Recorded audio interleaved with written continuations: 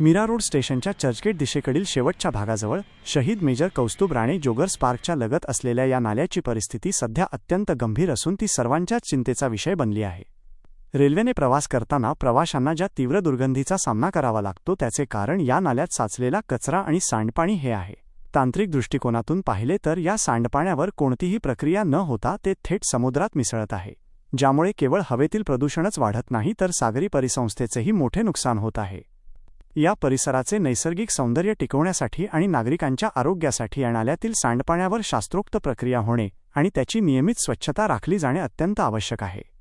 जर या सांडपाण्याचे योग्य व्यवस्थापन करून प्रक्रिया प्रकल्प राबवले गेले तर ही दुर्गंधी कायमची थांबवता येईल आणि समुद्रात जाणारे पाणीही दूषित राहणार नाही, ज्यामुळे संपूर्ण मीरा भाईंदर परिसराच्या पर्यावरणामध्ये सकारात्मक बदल घडून येईल।